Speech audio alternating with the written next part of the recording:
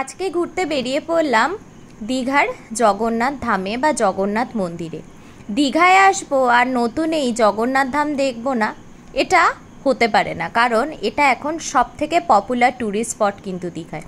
কারণ যারাই আসছে এখন দীঘাতে, তারা যে শুধু জলকেলি করতে আসছে বা বিচের ধারে বসতে আসছে কিন্তু নয়, তারা কিন্তু এই মন্দিরটা অতি অবশ্যই দেখে যাচ্ছে।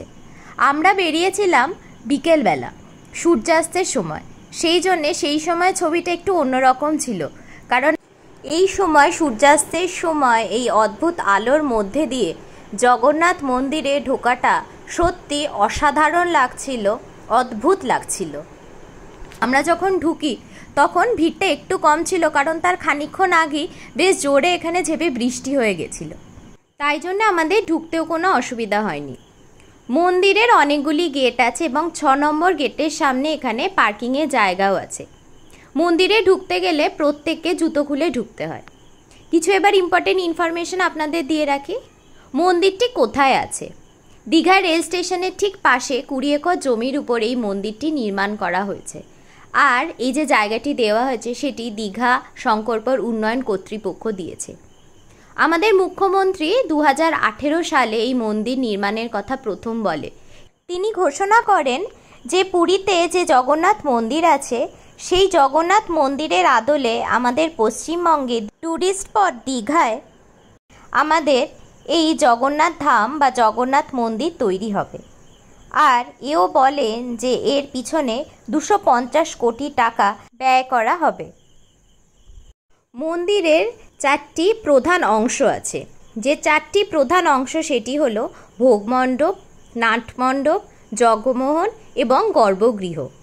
এখন আমরা যে জায়গাটি দিয়ে ঢুকছি, এই জায়গাতে আপনারা লক্ষ্য করতে পারবেন যে একটি কালো পাথরের বিষ্ণুদেবের শোয়া মূর্তি আছে। বিষ্ণুদেব এখানে শুয়ে আছে। এরপরেই আমরা আস্তে আস্তে এগিয়ে যাব আসল মন্দিরের দিকে। এখানে আপনাদের একটুখানি হাঁটতে হবে। হেঁটেই আপনারা লক্ষ্য করতে পারবেন এখানে সিঁড়ি আছে। সেই সিঁড়ি দিয়ে উঠতে গেলেই সামনে যে অংশটি আপনারা দেখতে পাবেন অত্যন্ত সুন্দর কারুকার্যে সেটি নির্মিত হয়েছে। আর তার পাশেই আবার সিঁড়ি উঠে গেছে প্রধান মন্দিরের অংশে। প্রধান মন্দিরের অংশে ঢুকতে গেলেই আপনাদের সিঁড়ি দিয়ে যেতে হবে এবং তার সাথেই লক্ষ্য করতে পারবেন প্রধান মন্দিরের চূড়োটি। এই হচ্ছে প্রধান গেট, যে গেট দিয়ে আপনারা ঢুকলে প্রধান মন্দিরের অংশে ঢুকতে পারবেন। ঢুকতে গেলেই আপনারা প্রথম যেটা লক্ষ্য করতে পারবেন সেটা হচ্ছে মন্দিরের ভিতরে অদ্ভুত কারুকার্য, নিখুঁত কারুকার্য। খুবই নিখুঁতভাবে, খুবই সুন্দরভাবে প্রত্যেকটি কাজ এখানে করা হয়েছে। এই মন্দিরটি যে পাথর দিয়ে তৈরি হয়েছে সেই পাথরটি হলো রাজস্থানের বেলে পাথর। সেই বেলে পাথর দিয়ে তৈরি বলেই হালকা গোলাপি একটি আভা বা হালকা গোলাপি রং কিন্তু এর মধ্যে লক্ষ্য করতে পারবেন।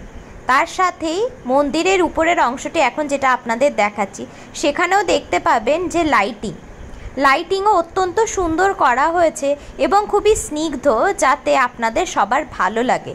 আপনারা সবাই এসে এখানে উপভোগ করতে পারেন মন্দিরটি। এখন যেটি দেখাচ্ছি সেটি হচ্ছে আপনাদেরকে জগন্নাথ, বলরাম এবং সুভদ্রার মূর্তি। এখানে যেমন নিম কাঠের মূর্তি আছে, ঠিক তেমনই আছে মার্বেলের মূর্তিও। আপনাদের সামনে যতটা পেরেছি চেষ্টা করেছি সামনে থেকে জগন্নাথ দেব, বলরাম এবং সুভদ্রার ছবিটি তুলে ধরার জন্য। যতটা পেরেছি দেখুন সামনে থেকে আপনাদের দেখিয়ে দিচ্ছি। দীঘায় যে জগন্নাথ ধাম বা জগন্নাথ মন্দিরটি তৈরি হয়েছে সেই মন্দিরে আমাদের 3 দেবতাকে। এরপরেই আমাদেরকে অন্য গেট দিয়ে বেরিয়ে আসতে হয় এবং এরপর আপনাদের যে এখন ছবিটি দেখাচ্ছি ছবিটি কিন্তু পুরোপুরি ডান দিক থেকে তোলা এবং একদম আবার মন্দিরের চূড়োটি দেখাচ্ছি যে কি সুন্দরভাবে সেখানে নির্মাণ করা হয়েছে।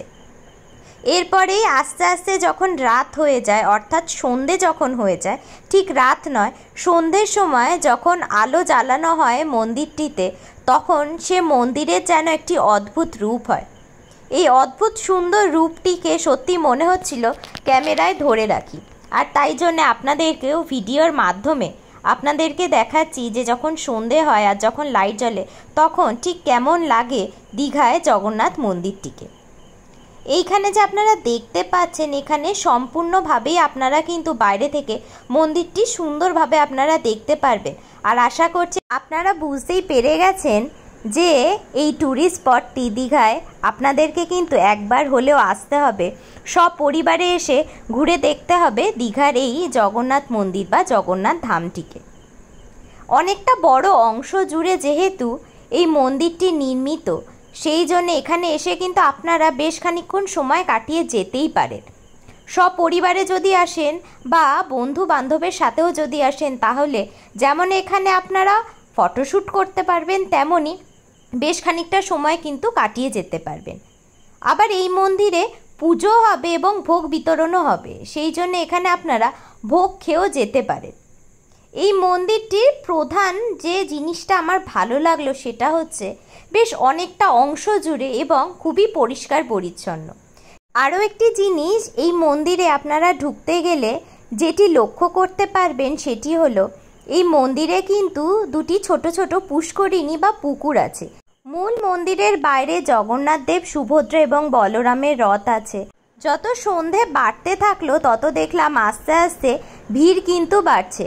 প্রচুর মানুষ এসে এখানে জমা হচ্ছে এবং দেখতে আসছে আমাদের দীঘার জগন্নাথ ধাম বা জগন্নাথ মন্দির। অনেকেই তো আসে দুদিন ছুটি কাটানোর জন্য দীঘাতে, সেই দুদিন ছুটি কাটানোর মধ্যে একবেলা রাখতেই পারেন দীঘার জগন্নাথ ধাম বা জগন্নাথ মন্দিরটি নিজেরা দেখার জন্য।